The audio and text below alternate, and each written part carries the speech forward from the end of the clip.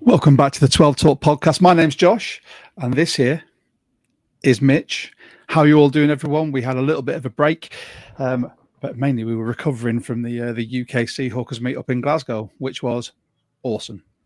We met some amazing people. We did some awesome interviews as well. Mitch, did you recover? Because you had a heck of a journey back. Yeah, you're not wrong. Yeah, I feel better. Well, you make it sound like I walked, but I think that might have been quicker. The journey home on Sunday trains from Glasgow to the Midlands area should have been 7 hours 40 minutes, but it was closer to 10 because two of my connecting trains got cancelled. So nothing better than sitting around replanning your journey from Scotland on a Sunday afternoon with a hangover. And there was me just flying, hour and a half, nice and easy. But it was an awesome time. We'll get further into that. I mean, today we are going to be going through the Seahawks schedule. There's been a bit of news that's happened. Thank you to everyone for tuning in. We really appreciate it. We've had some brilliant conversations going on our Discord at the moment. We're currently drafting for our Dynasty Fantasy Football, which has been met with a lot of impatience and a lot of people loving life. So we've got some news on the rookies who've all selected their numbers. We're going to go through the schedule. We're going to look at our win losses. Mitch and I are going to give our predictions as well. And if you've got predictions, pop them in the comments. They're down here, but they're over here for us. Without further ado, Mitch, should we just hit the theme tune and get straight into this bad boy? Let's do it. Yeah.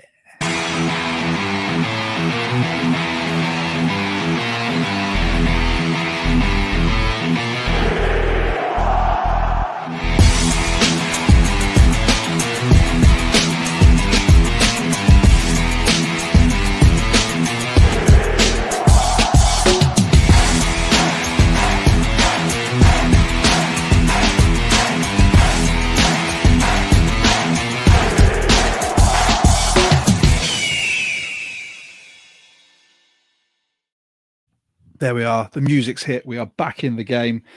So thank you to everyone who's tuning in. If you are tuning in, by all means, feel free to share this with people.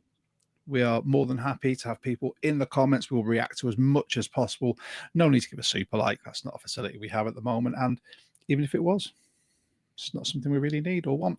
So if you are tuning in for the first time, if you've caught us through the UK Seahawkers or through some other medium of social media, by all means, you can like, you can subscribe, you can hit that notification bell. It really helps us and the channel grow. Or if you just want to speak to us and 12s from around the world, you can join the Discord. Mitch, as the master of the Discord, will pop the link in the comments as well. You can join Seahawkers from all over the world. We've got the UK, we've got Germany, Gibraltar, we've got Austria, I think now. Just collecting them all. Got to catch them all at some point, haven't we? And if you know a Seahawker from a country that isn't in our Discord and you're in the Discord, invite them.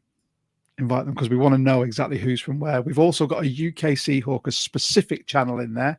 So if you're a UK Seahawker and you want to join us, there's going to be a channel in there specifically for you guys, for us guys. And we can all chat UK Seahawkers bits and bobs. So I said there was a bit of news. Obviously, we've had the rookie premiere. We got to see Jalen Milroe and Elijah Arroyo in their Seahawks unis. And didn't they look amazing? So good, I bought one. Yeah, I got a number 3, and it's not getting onto that. It's not that number 3, not that forbidden number 3 over there. This is a new number 3. It is. So yeah, the all the rookies have had their numbers assigned now. I think there was a little bit of not really a to-do, but Gray Zabel couldn't get his 74, so he went for 76, didn't he? Mm-hmm. So he's paying tribute to Hutch. And then we've got Arroyo. These are just the footnotes. You've got Arroyo with 18, which is going to look so weird on a tight end. Do you not think? You say that. It looks incredible. And I nearly bought it. It looked so good. Yeah, I'm not saying it doesn't. It looks great. But the fact I'm going to be seeing a tight end rocking around with an 18 instead of like an 81 or an 84, or it's hey. Just think it's mirrored. Like, just mirror every time you see the image, just mirror it, and then it's fine. It's 81 actually. I might just do that for every graphic, just sort of like turn it, and then people will be like, oh. Yeah, then you've also got Emmanwari, who has taken the number 3, which has caused a lot of uproar. Well, I say a lot. There are a lot of people saying, oh, they should retire the number 3 for Wilson. I think we all know my feelings on Wilson, so I'm happy for him to make that his own legacy. And then you've got Jalen Milroe, who he didn't even pick, did he? I think it was just 6 is there. I'll take it. He's actively come out and said, there are vets in here that have got numbers. They can have it first, and I'll pick my own number later on. So I think he's playing the long game. And, yeah, there's a lot of things about Russell Wilson I'll happily retire, like the Subway adverts and the Danger nickname. Witch. Yeah, the Danger Witch and Dangerous. Mr. Unlimited. Retire all of that. The number doesn't need retirement, but the rest of that needs to get in, like a time capsule under cement in Chernobyl, so no one ever dares to dig it up. Straight in the bin. I would swish all of that stuff like LeBron from the 3-point line in Lebin. I just can't deal with him. That's one of my big cringe factor was just too much by the end. Is every time he came on like any interview, I was like, I should watch this for the pod, but I really, really can't bring myself to. So everyone was just telling me, and I was just like, right, fine. I really enjoyed Let's Ride. That's so good. I forgot that. Jumped straight on it. Didn't last long. And that's it, yeah. So thank you to everyone who's tuning in and dropping your comments in there. We've got some mainstays that are always in there. If Mitch or I go quiet at any point tonight, we are, like I said, we are drafting our Dynasty Fantasy Draft, and the abuse we get may be too much for us to carry on talking. Plus one of us picks. Well, there's a tactical angle here. I mean, if we just let ourselves sit on the clock until Jonas and Rich and everyone else just blasts the chat with on the clock, it'll help the algorithm. So just ride it out. There you go. Let's ride it out. See what I did there? I've been at family barbecue all day as well. I'm still on the ball. I've got a few picks anyway. But yeah, so yeah, by all means, if anyone wants to say OTC or spam whatever, you can, feel free. So we've been through the rookie numbers. We've been through the news. Is there any other news you can think of? Seahawks related? Not really. It's been pretty quiet. There's news by proxy, I guess, that there was Purdy's contract, which I guess we should touch on. People have said, oh, it's a huge amount of money and it's 5 years and they're in cap hell and everything else. They're actually not in cap hell. They're okay, but they don't have an awful lot of star quality. Before, where they had a lot of star quality on their roster, that's thinned out quite a lot. Mm-hmm. They're still a retirement home, in my opinion. And that 50 million APR probably is about par in 2 years. So yeah. I don't think it's too bad. The guarantees are an issue because who's to say they don't find themselves in a position to pick up a better quarterback in the draft if they have a bad year this year, going into a very good quarterback draft next year, and they're reluctant to take the opportunity to draft a better quarterback because they've pretty much guaranteed 75% of his 250 million over the 5 years. So they've maybe made a bit of a rod for their own back in terms of flexing off him. Yeah. But as long as they're confident in him, the money's okay for me. I think for me, it's the drafting a starting quarterback is such a crapshoot that if you've got one, Mr. Irrelevant or not, if you've got one that works, and people say he's a system QB, he may be, but he works in that system. Mm-hmm. So you've got a QB, works in that system, wins you games, is reasonably efficient. He's not, a Lamar, a Josh Allen, but if you are confident that he can run that system for years to come and win you games, I can see the logic in paying him. Personally, I don't see him as being. I say this as someone who does a podcast and doesn't actually play professional football, but I don't see him as being worth that much, because you've got to think of some of the QBs that are going to come out of their rookie contract and go, I'm much better than Brock Purdy. Look what they paid Brock Purdy. He's basically just reset the market for average QBs. And now every other team's going to be like, have all this money. It's for me as a team builder, as a coach, I've never seen obviously it's the most important position in sport, but I've never seen the logic from a player's point of view to go, I will take so much of your cap space just on me that you cannot then surround me with superstars to help me win a Super Bowl. Yeah, I get it. And the thing is, they play a dangerous sport that can have life-changing ramifications if something goes bad. So I get it's a short career. I'm putting my body on the line. I want to be paid accordingly. And then there's a market value attached. But you're right. When quarterbacks clamor for more money than they're worth to the detriment of the cap, are you caring more about your own pocket, or are you caring about your legacy? Especially, and this is going to seem like a bit of a shot here at the Niners, and it weirdly for once, for a Seahawks pod, you can take them. No, just weirdly for once, it's not a shot. They're a franchise that really wants to be winning a Super Bowl soon because of the history they've got, because of the near misses they've had recently. So, commitments to an average quarterback at the point in time where they need to rebuild quick. Maybe he's the devil they know, right? Maybe not that he's not the devil. It's oversight, but the devil they need to win now. Mm-hmm. Yeah, and they know what they get with him. They can build around what they're getting from him rather than gambling on a different quarterback or trading for one that they're then on the hook to pay even more money to. So they're in a difficult spot. I think you could pick holes in it. I think you could also make points for it. Yeah. Either way, it's the Niners. I don't really care if they capitulate or not. Personally, I prefer them to. Move on. Let's talk about week one of the schedule. Who is it? Back on the Niners then. Yeah. So with that, let's just very quickly give a shout out to UK Seahawkers. So we are the official podcast of UK Seahawkers. If you're one of the UK Seahawkers that met us in Glasgow, welcome, and it's your first time. We're very proud to have been asked to do this. We're very proud to have interviewed a load of people in Glasgow as well. If you're not a UK Seahawker, but you want to join, it is £12 for an individual membership, £20 for a family membership, up to 4 in the same household. If you're outside the UK, £5 postage for the goodies, and that's per membership. With that, you will get access to the free stash that you get given. You get 10% discount at the pro shop. You are eligible for game day field passes, access to members only competitions, and there's the annual selection of goodies. Members only competitions as well. We had a raffle. No, not a raffle. What is it? Auction. There you go.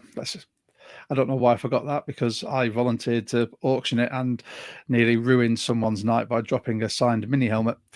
So I'm very, very sorry, Cam. But this is the stuff we got this year. You get your wristband. This year we got 2 coasters. You get your 21-year anniversary patch as well, and your membership card, so you can flash that around to people. And this is the UK Seahawkers that we had the pleasure of meeting and speaking to in Glasgow.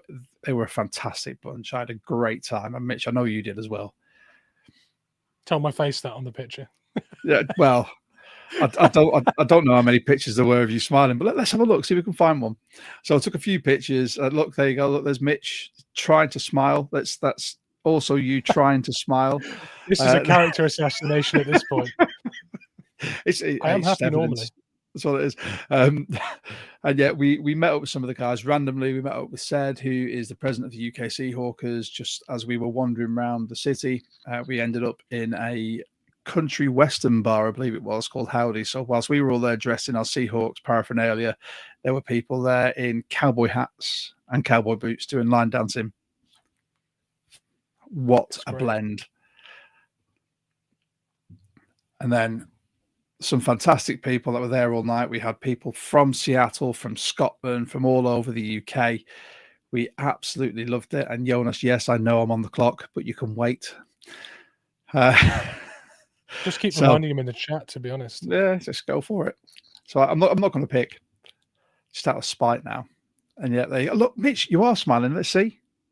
Oh, Not yeah. a complete character assassination. There you go. But yeah, it's some amazing people there. Look, we have the auction giveaways. It was a great night. Raised some fantastic funds for charity as well. Had a good old beer, a good old catch up with people. Everyone got a sticker from us as well. And yeah, I can't wait for next year. Wherever it's going to be, we will be there. And some of you may have noticed from our socials, I have been putting up some of the interviews, but you'll have to bear with me because it takes a bit of time to do the editing and stuff. So there'll be more coming this week. And as always, we're very happy to partner with the Robbing Cancer Trust. Over here, you will see Toby, who is the chairman of the Robbing Cancer Trust, just in his giant ball bag, or as we were in Scotland, his ball bag. Toby's aim is to run 500 kilometers dressed as a ball bag, and his one goal is to save lives. He wants to raise 240k. He's already run the Colchester half marathon, the Brighton half marathon, the London marathon. I'm pretty sure he's got another half marathon coming up as well. He is an absolute dude, and I've got so much time for him doing this. You can follow him on his socials at Toby Talks Bollocks. You can search the hashtag Talking Bollocks or hashtag Not Overreacting. And we are always, as we say every single pod, so proud to be representing the RCT with this. So, the schedule. We've all seen it. Mitch, you and I have got some thoughts about it. So, shall we talk about it? We should. Sorry, someone was just calling me on Discord. No. I don't know why. It's a beauty. Yeah, Discord. you start. I'll just let him know I'm not available. One sec. Go. Shoot. Right. So what I'll do, I'll run through it quickly, and then Mitch and I will go through our records over the past 5 years, and then we'll do our predictions. We'll also talk about players to watch on each side we're playing, the players we think might be of vital importance. So very quick. Hi, Julie. Thanks for joining us. Julie was one of the first people that we interviewed at the UK Seahawks event, and she was awesome. And Gary's in as well. So thank you to everyone for joining. Like I said, don't forget, like, subscribe, hit the notification bell, share this. We just want to grow the community. You can join the Discord. Link is in the comments there. So first game we have got on September the 7th. We've got the 49ers after the trash we just talked about them. Then on September 14th, we move on to the Steelers, away at the Steelers. And then the 21st of September, we're at home to the Saints. 25th of September, we're away to the Cardinals. Oh, that's a bit of a short turnaround, isn't it? 5th of October, we're at home to the Bucks. The 12th of October, we're away to the Jags. 20th of October, we are at home to the Texans. Then week 8, we have a bye. Bye. The November the 2nd, we are away to the Manders. November 9th, we're at home to the Cards. 16th of November, away to the Rams. Then 23rd November, away to the Titans. I've already played the Texans. 30th of November, we're at home to the Vikings. 7th of December, away to the Falcons. 14th of December, at home to the Colts. 18th of December, home to the Rams. And then weeks 17 and 18, there is no specific dates as per this, but there probably are now. We are away to the Panthers and then away to the 49ers. Mitch, shall we talk about it? Let's talk about it. Let's talk about it. Are we going to talk about, before we go into each game, are we going to talk about our general feel for how the schedule is? Or yes. So first, pardon? I can go first if you like. You go first, mate. Give you my thoughts. Yeah. Firstly, I love that we don't have a horrific stretch of difficult games present on this roster. Mm-hmm. That we've seen it before, where we've had the Niners twice, the Chiefs and the Eagles in a 4-game stretch, all on prime time sort of hours, which alters your rest between games and whatnot. We don't have that. Yeah, as Max puts it, no gauntlet. So that's amazing. No murderer's row, no gauntlet, no particularly tricky looking sequence of games close together. I like that for the most part we're alternating home and away most of the way through the year. There's no sort of multiple away games or more than 2 at any one time in a row. We've got a really good stretch at one point of Sunday games in a row. So we've got 7 days rest between multiple games, and that's after the bye week. So and I really like the way our rest looks pre-bye as well. So I think, without looking too much at who we're playing in those games, I think the spread of the fixtures, the home games, the away games, and the rest between games and travel looks really good, personally. Yeah, I agree. I mean, looking at this, apart from, I think, that 4-day turnaround between the Saints and the Cardinals, I think it's pretty evenly spread. I think the teams that we play, without giving it the kiss of death, don't present a huge issue. However, when we go to our predictions, some may surprise. I want to be quietly confident, but I've been bitten by it before, and there is a sense of pessimism within me. Well, you can't be quiet when you're hosting a podcast, Josh. I know. You do actually have to say something. So, fortunately, fortunately, you are going to have to give us an opinion. I know, and this is why we've got our schedule wins and losses coming up. Yes, we do. So, shall we start? So, yes. With week 1, we're at home to the Niners. Our record against the Niners, and I'd like to thank Mitch for this. Mitch has put all this together. I'm just reading it. I would like to thank ChatGPT.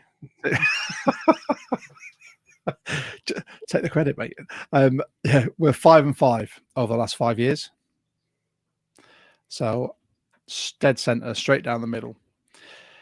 I look at the Niners, and regardless of who they've let go, who they've traded away, I think they're always going to be a difficult team to play.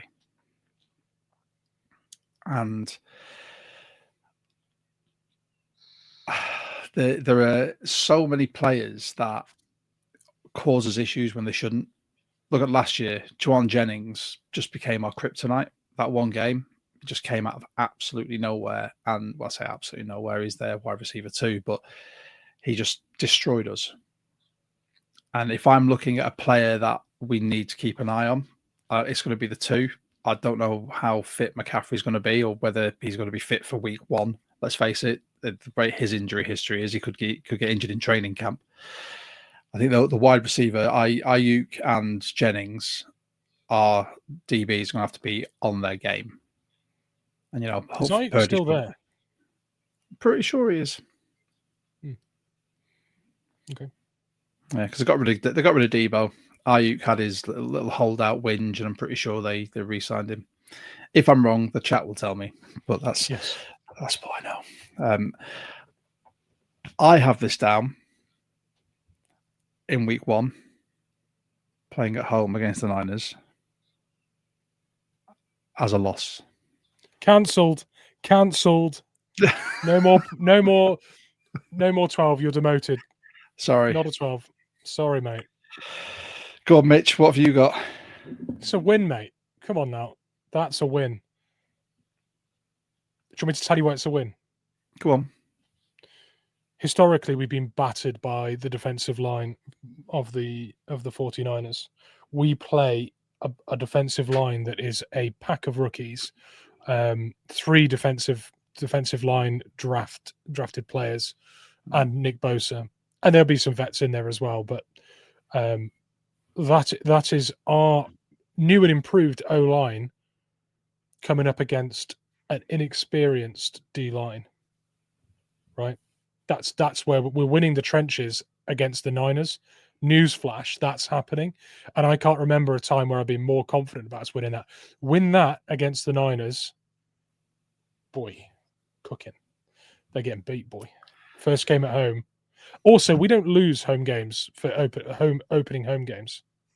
Let's not forget that. Okay. Confident. My reason is it's our first game of the season with our new offensive coordinator, new QB, looking at a totally new scheme. The defense I've got not many issues with. I just think that the Niners may sneak in a TD or a couple of field goals over us, and we might not be able to match it for firepower in that first game. Agree So to that's disagree. one. Okay. No, I know your reasoning sound. I just don't want to slip into that mindset. I'm coming at this from we're winning in the trenches. Our defense is going to be really, really good against a 49ers team that has less weapons now than ever. The only thing is that the retirement home 49ers won't have time to be depleted. So we usually face them late in the year when they are playing second stringers all over the place. So, but then what does a first string look like for a rebuilt Niners team? I don't know. So we're winning that 30-10, calling it. Oh, I have not put a. No, I didn't expect you to. I just want to rubber stamp my confidence on it. Smashing them. Right, there we go. Mystic Mitch has started. Matt, I need to be more cheerful. I'm a very cheery chappy. I'm a happy-go-lucky scamp. Just wait for the rest of my my predictions. He's the yin to my yang today, Yeah. and that is how this is working. I've been out in the sun. My ginger skin sizzled. I can't help it. It's just crispy all over, and crispy and a little bit crunchy inside. Go on, Mitch. Kick us off with the next one. Steelers, early kickoff, away game. Tricky. Also, it's the Metcalf thing. Now, I've got this down as a loss. However, I've only got it down as a loss because it'd be a really Seahawky thing to do to start with an absolute boom against the 49ers and then go on an away game to a quarterbackless Steelers team and somehow find a way to lose. I can't say more than that as my reasoning. I feel it in my waters. Sorry, Jonas has just come in after my comment on the DBs being a big factor, and he's hit my kryptonite. I'm excited for Reek Woolen. I am far from excited about Reek Woolen. I hope he comes good, but I don't want to pay him all that money. So you've got a loss here, and your player to watch for the Steelers, Aaron Rodgers. Oh wait, no. What about DK Metcalf? That one writes itself now. Like, that's going to be really interesting because he picks fights. He picks fights with people on the field. He picks his matchups. He does that. I want to see Devin Witherspoon and Metcalf just barking at each other. I mean, I can just see that it will be Woolen that he tries to match up with. This is my fear. But then when you look at it, that's a tall mismatch wide receiver alongside a tall mismatch DB, matching each other for speed. DK's not a great route runner.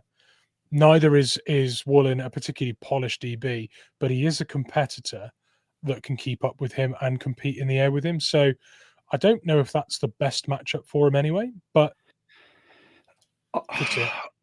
for me, I've got it down as a win. I know. If for nothing else, the fact that one of my best friends is a Steelers fan, I love to rub it in his face. So we are, over the last 5 years, we've only played them twice. We're 1-1. I've got this down, making it 2-1, whereas you're making it 1-2. I've got DK Metcalf as a player to watch. And I've got that purely because, like you said, him against Witherspoon would be amazing as a matchup. But tactically, I think Tomlin is going to have him matched up against Woolen, and he's just going to go out there and say, just bully him. Just bully Woolen. Because if we play man or press, there is no way Woolen is going to be able to compete with any sort of push-off from DK. Could see it. I also think that, and it's going to pain me to see it, but I actually think we'll see DK Metcalf running routes into the middle of the field as well, which we've called for years, slants and just anything in soft spots rather than having him run go routes constantly. I think we might see it a little bit, and it'll be interesting to see DK competing with linebackers and safeties for the ball. But we shall see. Will be interesting anyway. And then we've got a nice week-long break until we are at home to the Saints. Thursday night football. Yes. And we're currently 0-2 against the Saints in the last 5 years. Yeah. That's going to change. Yeah. We've both got it down as what? We've both got it down as a big old dub. Yeah, we do. Big old W. I think looking at the Saints now, do you know what? Plucking it out of thin air, player to watch, Kamara, if he's on his game, and they get him actually catching passes out the backfield as well. But Olave constantly injured. Don't know when he's going to be back. I've not heard news. Rashee Rice as well. But then who's their QB? Tyler Shook? Spencer Rattler? Well, my player to watch will be Taysom Hill, and I hope the linebackers are watching him too, because he roasts us every bloody time. I couldn't deal with it. If he rips us apart again, I would be throwing something at my TV. Mm-hmm. Get ready. And just screaming, why haven't we learned? That's the game I work in, my friend. Everything is insured in my house. So yeah, we both got that down as a W. All right, kick us off with the next one, Mitch. So the next one is the Cards, which is an away game on Thursday night football. So we've got a 4-day turnaround from the Saints into the Cards game. Our record against the Cards over the last 5 years is 7-3. I've got this down as a win because it's the Cards. What do you have it down as? Although I know, but tell the viewers. I've got it down as a loss because cancelled again. I'm not buying into the Cards hype, but you know those games that we have every single year where we go, this is a layup, and we drop a ball. Like if we're hashtag talking bollocks, we drop a bollock. Like against one of these teams that we should win. And I see this first game against the Cards being that. And I put it down to if James Conner is fit and firing, he is just going to keep pounding that rock and finding holes as he does every single time, even though you know he's coming. Even though you know they're going to give him the rock and you're going to have two men marking the gap he's going to run through, he finds a way. Even if he has 50 yards, he'll have 2 touchdowns, 3 touchdowns. That can be essential.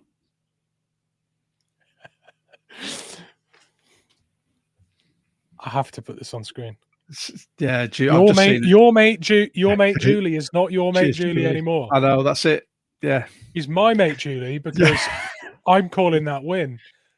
You've been replaced. That's fine. It's all right. Don't worry about it.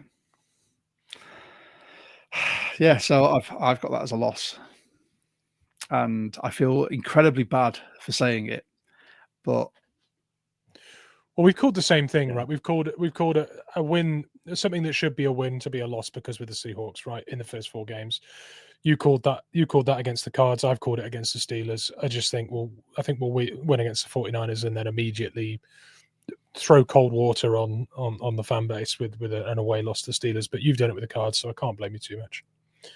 Next game, sir, your turn. What we got? The next game. So we have got a 10-day turnaround. Is that right? Yeah. Yeah, because we play the Thursday night and then we're following that. We're on the Sunday. It's a 10-day. Yeah, or 9 days. And we're at home against the Bucks. This is another favourable kickoff time for us UK fans. So it's 9:05. So it means we might actually get to bed by midnight. So the Bucks. I have been a Baker Mayfield truther for a long time. I wanted us to sign him when we went with Geno. I think Baker is always a player to watch out for. I think he's massively underrated by a lot of people in the NFL. But when he does play, people go, oh, wow, actually, Baker good. can play. He's actually a good QB, and when he has a ball in his hands, he's not afraid to run through people. But with that being said, and how much I love Baker, I've still got it down as a W for us. Me too. And I think that'll be one of those shootout games that we make overly exciting when we probably shouldn't. But yeah, I see that one as that's a locked in win. I like it. Right, who have we got next, Mitch? We have the Jags at another UK friendly 6 o'clock kickoff. So the early, however, it is an away game. So within the first 5 games, we do have a early away game. So that I don't like too much, but I do still think we beat the Jags. Our record against them over the last 5 years, we've only played them twice, sharing the spoils 1-1 overall. But I think we'll have too much for the Jags, to be honest. Who's your player to watch for the Jags?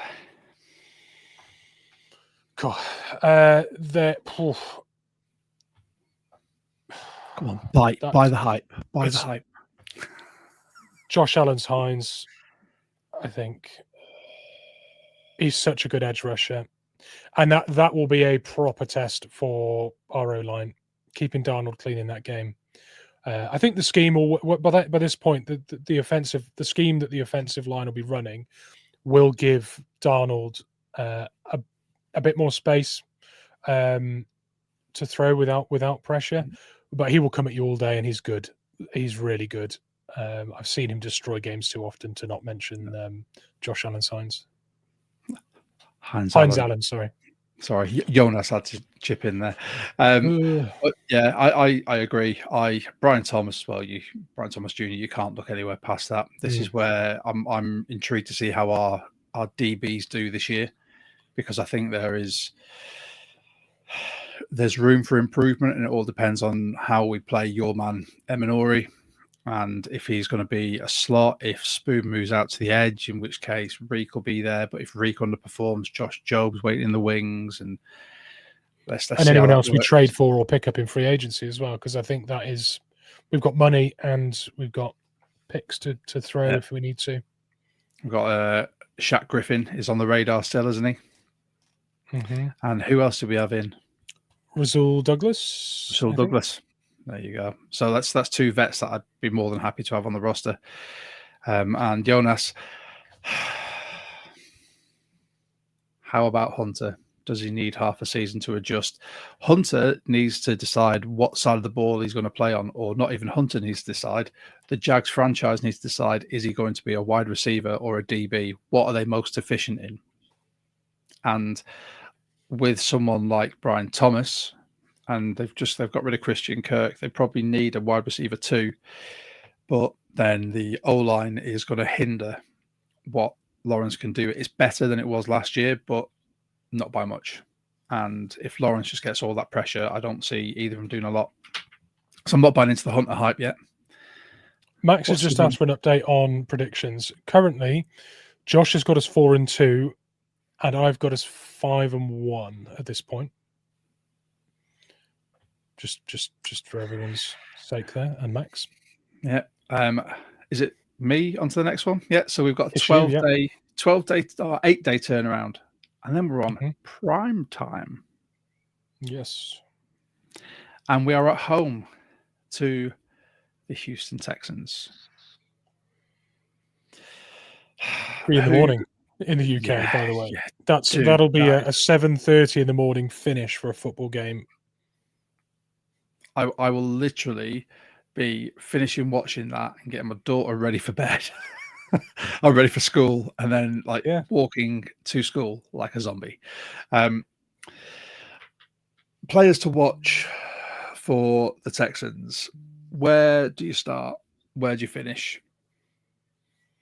Stroud, Nico Collins, Tank Dell if he's fit, Joe Mixon, Will Anderson Jr., Derek Stingley, Toto as well, linebacker, who I think is just on the ascending. Yeah, I've got this as a loss. Oh yeah, by the way, we're 1-0 against them in the last 5 years. Forgot to do some of these. Yeah. Yeah. So we're 1-0 in the last 5 years, and I've got this going to 1-1. Yeah, I've done the same. I think we lose this game. The Texans are a bona fide playoff contender now. You know, Stroud's going to get better year on year, and the team they built around him on both sides of the ball is great. So I expect this to be the hardest of those first 7 games. The fact that it's home gives me some hope that we can keep it competitive, but I do think that one probably is a touch beyond us. But happy to be surprised if you're listening. You know, Seahawks roster, feel free to prove me wrong. I'm more than happy to see us win that game, especially as I'll be sacrificing a night's sleep to be watching it. So there you go, Max. Beware the Strouds. Yeah. Yeah. This, if we pull that one out of the bag, I think that will be where we know that our defense is legit. Because that's what I think would win it. Offensively, like I said, I think it's just going to be a lot of consuming the clock, just short intermediate routes, a lot of running, and then we will score the odd touchdown, but we'll be looking just to command the clock.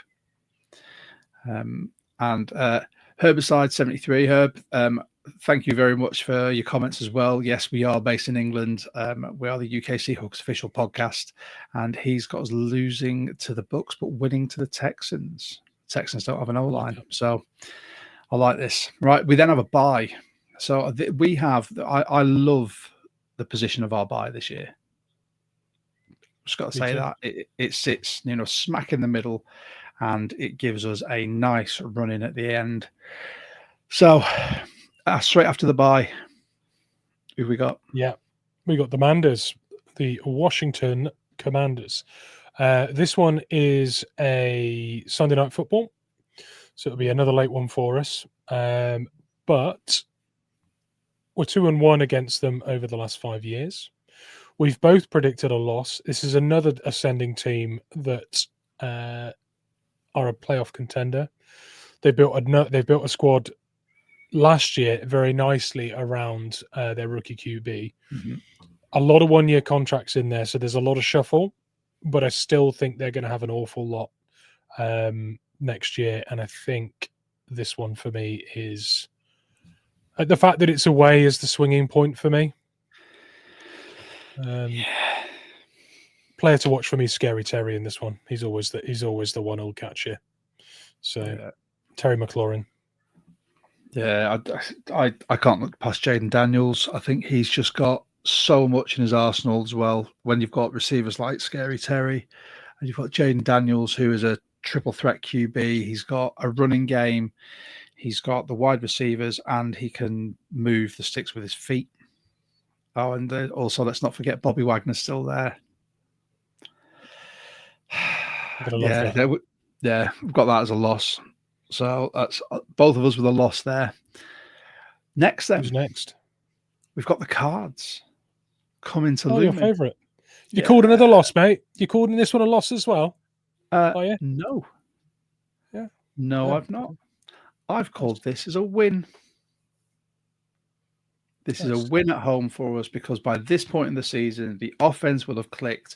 The defense will have carried on ascending like it was last season. And this is a win. Nice. And it's a 9:05 kickoff again. So there you go. That's a win for both of us.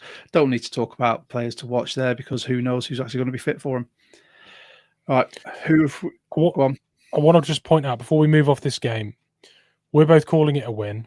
Record over the last 10 years is 7-3 against the Cards. Mm-hmm. And it kickstarts a run of 6 consecutive Sunday games for us that are relatively rotated home and away.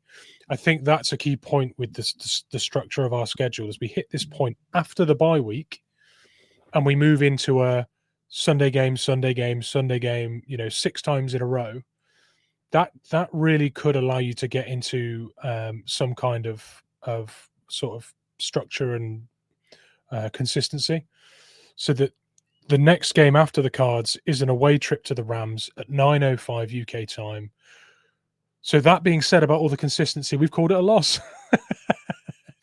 So yeah, we both think we're losing to the Rams away, and I'm really sorry, Julie, because in your interview you did say you predicted your record, which I think was 12-5, and you said we'd sweep the Rams. So we've basically poo-pooed everything you said at this point. So sorry, Julie.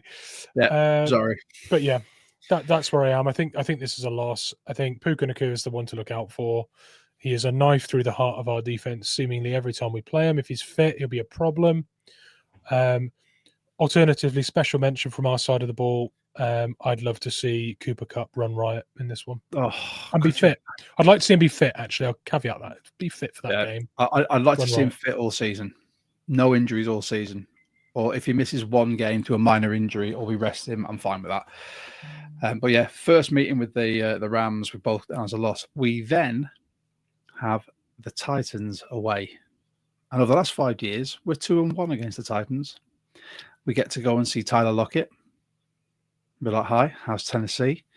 Yep, how are you enjoying receiving balls from what quarterback have they got? It's not still Will Levis, is it?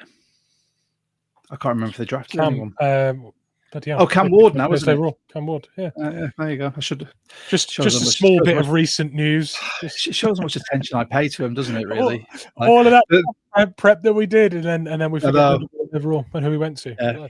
Thanks, Herb. It's Cam Ward, but I'm still not high on him. I think in any other draft he would not have been anywhere near the top of that first round or the first round.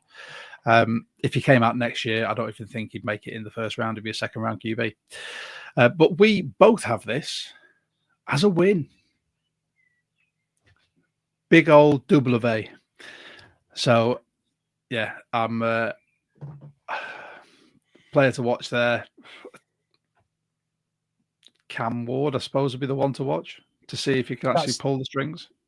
That's the fascinating one, isn't it? And you'll need to contain him too, which our edges tend to do quite well. So can we contain him? Can we keep pressure, force some mistakes? We'll see, the mentality and can he play under pressure? Be very interesting to see how that works. Who's up next, Mitch? The Vikings. The Vikings are next, and it's another home game at 9:05 UK time, 7 days between games. Nice for it to be a road game that we're not on an early on Sunday, which is beautiful. We've got a 1-2 record, so we've got a losing record over the last 5 years, but marginal. I've predicted a win. Josh? Oh, that was kind. Yeah, bit of an L on this one, I think. I just think JJ McCarthy will come into his own by this point. I think with the weapons they've got, you look at the wide receiving core, you look at who they've got in the backfield as well in Cook. Yeah, I can't, for some reason in my head, I can't picture Darnold and Kubiak playing the Vikings and winning, and I don't know why. It has really, really irked me. But every time I look at it, I try and reason we should win that game by this point in the season. I can't see us doing it. Home advantage gets this one edged for me, but it's going to be really interesting. Their weapons are fantastic on both sides of the ball. They've got some really great edge rushers there now as well. Mm-hmm. It's going to be a proper test for both sides of the ball for us. So home field advantage needs to count, and I'm backing the 12s. Despite recent year decline at home, I'm backing us to pull the team through that one, but it'll be a scrap. Then we go away to the Falcons, another 7-day turnaround, a 6 p.m. kickoff UK time. Hallelujah. And we are 3-1 against them in the last 5 years. Player to watch for the Falcons, Michael Penix Jr. I he has got for me some serious boom or bust potential with this franchise. Obviously, they've seen what they wanted to see from Kirk Cousins and gone, that's enough. We drafted him high. We're just going to roll with him. But I'm not entirely convinced until I see what he's done, what he does to that point in the season. I won't be convinced, but I will be watching him very, very carefully. But I've got this down as a win, Mitch. What have you got it down as? I've got it down as a loss, mate. Cancel me. Get me cancelled. Reason I've got it down as a loss, like I think the two franchises are relatively evenly matched. It's an away game on an early kickoff, so it's the travel for an early kickoff. I don't think we get beat badly, but I think this one is probably a loss. So there you go. Julie's just cancelled the show. It's both of us now. You've turned Julie against both of us now. Cheers, mate. Thanks, Julie. Sorry, Julie. I will redeem myself, Julie. I promise you.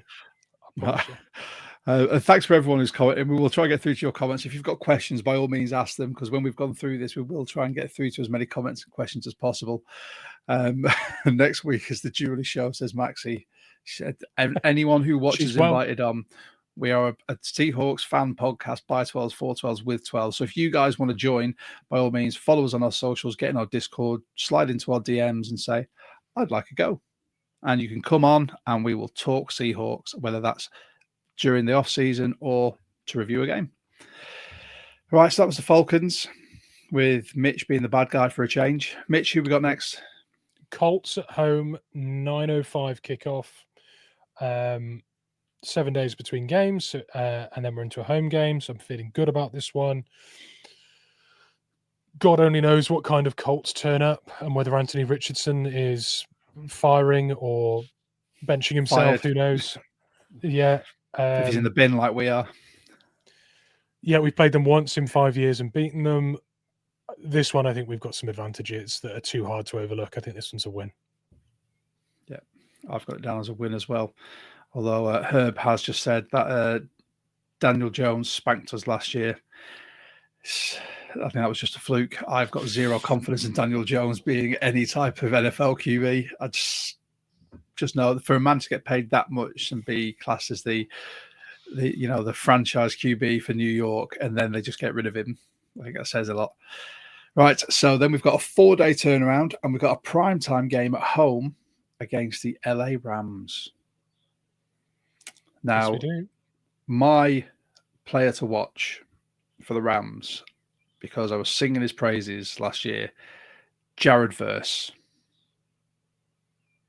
I think he had an outstanding rookie season. I think he's only going to get better. I think McVay's going to look at him and go, I know how to use you now. And I think he is going to cause all sorts of issues for our O-line and for Darnold. And that will be his one job. Just pin your ears back and go after the QB. But with that being said, I've got it down as a win. I've got it down as a win as well. But do you know who my player to watch is in this one? Terrence Ferguson, tight end. Oh, my boy, my duck. We never properly cover tight ends. We've seen players like Hunter for New England just repeatedly doing the same thing to us over and over again. Mm-hmm. George Kittle's a swear word. A good tight end is a problem for us. And I think Terrence Ferguson won't take long to become a proper weapon for the Rams. And we don't cover anyone for the Rams, do we? We just let Puka Nacua go for 150 yards and 12 receptions over the middle all the time. So, you get a Tutu Atwell that has the game of his career, and you're like, has he played it all this season? And yeah, it's every time. Get ready for 10 targets to Terrence Ferguson from Stafford, landing every time. But I still have us winning. I think we'll get through that, but that's inevitable. Nice, I like it. Who's next? Julie's forgiven us. The Panthers. The Panthers are up next. It's an away game to be decided when it will be played, because we don't know the ramifications at this point, and it may get a prime time slot, or it might be a bin dimension for our time slot, and we just play 6 p.m. on a Sunday or whatever. I've got it down as a win. We've only played them twice in the last 5 years. It's 1-1, although it really should have been 2-0. What about you, Josh? I've got it down as a win. Hey. And the player to watch, I want to say Ted McMillan, but I love Xavier Leggett. I just hearing him in any interview is amazing because he talks like the coach from The Waterboy. Yeah, cool, brilliant. Yeah, I like it. I've watched that film a lot. Yeah, I've got that down as a win as well. But that's because the Panthers just seem to be perpetual bin juice.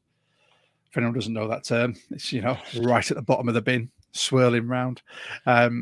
Yeah, Bryce Young, I just think he showed flashes after he went out and came back in last year. He looked like he was more of a competent QB, but I still don't think. Oh, Gary. Thanks, Gary. Yeah, thank you. Yeah, don't forget to hit that like button, everyone. Thank you very much, Gary. Yeah, I don't see them doing anything against us. No. And whilst Gary said that, please, anyone watching, don't forget to like, subscribe, hit the notification bell. Bosh, done. We don't do it that much during the pod, but if people are going to say it as well, thank you so much. Right, the last one. Was it me or you? It's you. It's me. Last game, to be decided. Away in not San Francisco, in Santa Clara, against the 49ers. Final regular game of the season. Player to watch, whoever's not injured or in the retirement home. And Mitch, what have you got this down as? It's a loss for me. Explain yourself. Move on. I mean, at this stage, my record has us at 10-6, right? So, in fact, at this point, my prediction 11-5, mate.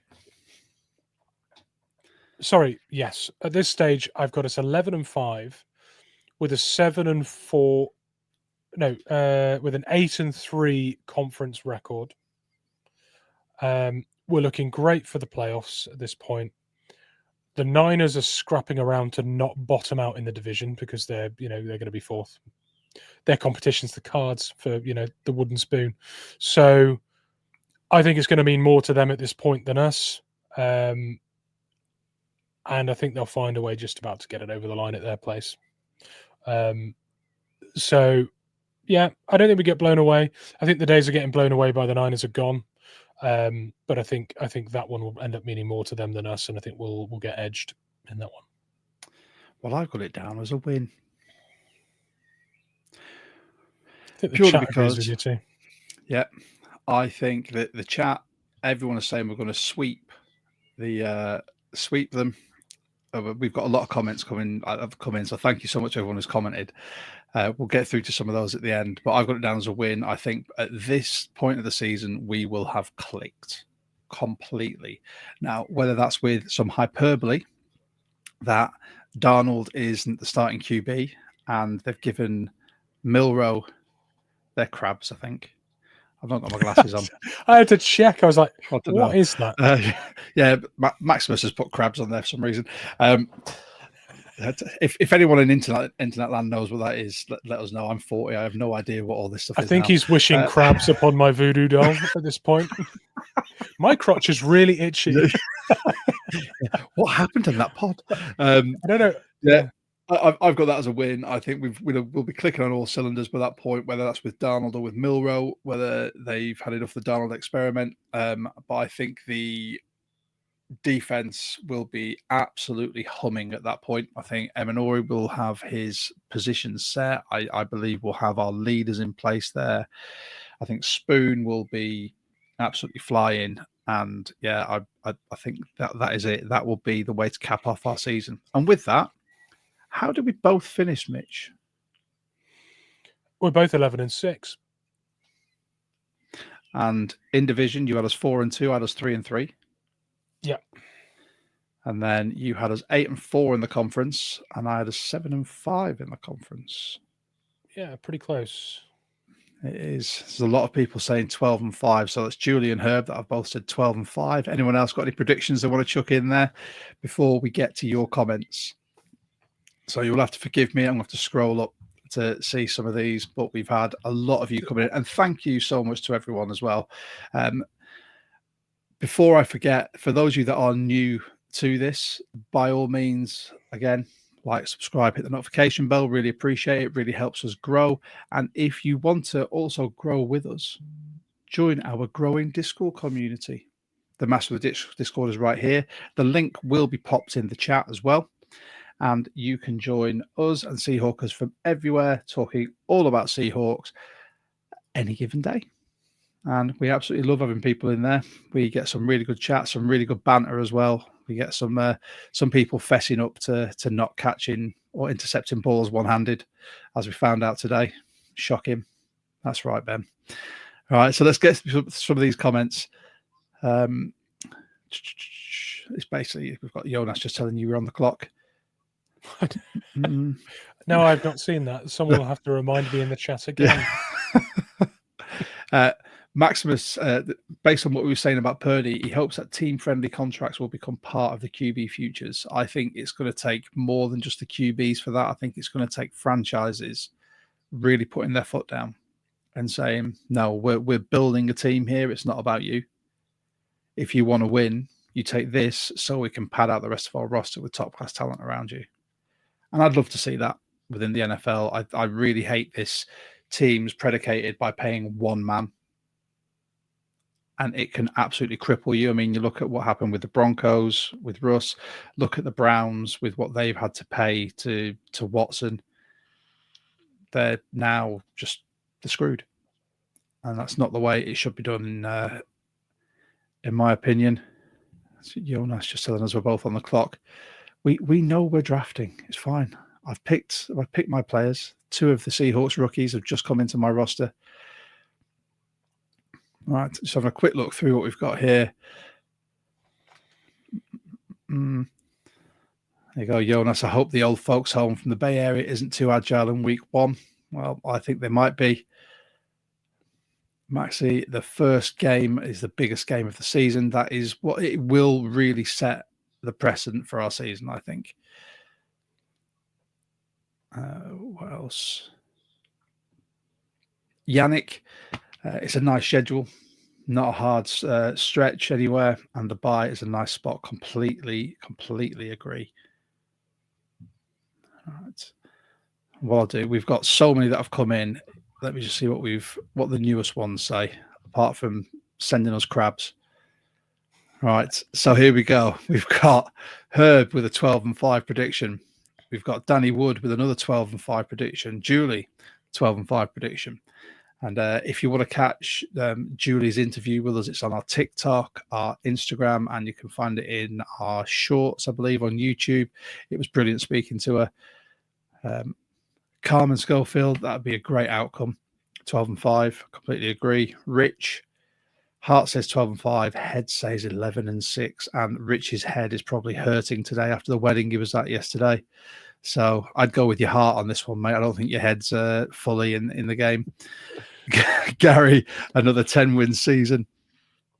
Herb, there you go. We were 10-7 with the worst O-line in the NFL. Completely agree. Maxi, 10-7 for him. There we go. So there's quite a few that were double-digit wins. I think that is unanimous, and it's whether we can get over that 10-game win hump, or we're going to start improving on that. I mean, that is it. That has been our schedule breakdown. I've had a great time. Mitch, have you? Terrible, mate. I hate it every second. Honestly, I disagree with so many of your opinions these days. I don't even know why we do this pod anymore. No, Jake. It's been good. It's good to be back. It's our first one back after Glasgow, and we needed to touch upon the schedule. I think it's a really good schedule, honestly, in comparison to ones we've had in the past. It's good to be able to talk positively about the organisation of the NFL for once. How nice is it to be able to talk about this organisation? just talking up the organization, that how excited we all are, and the fact that we're predicting these double-digit wins. The organization of the NFL with our roster inspired me to do something I very rarely do. I made a spreadsheet for this, unheard of, right? I'd never known you make spreadsheets, ever. But anyway, with that, I'd just like to say a massive thank you to absolutely everyone who tuned in. You guys are legends in our eyes. We really, really appreciate it. If you are new to the channel, like, subscribe, hit the notification bell, share if you want. If you haven't joined the UK Seahawkers and you'd like to, you can hit the link which is in the description below. You can pay the £12 via PayPal, £17 if you're abroad, but it's well worth it. And you can come and join our Discord, and we'll be in there every single day chatting away. But from me, from Mitch, I'm going to end with Go Hawks. Go Hawks.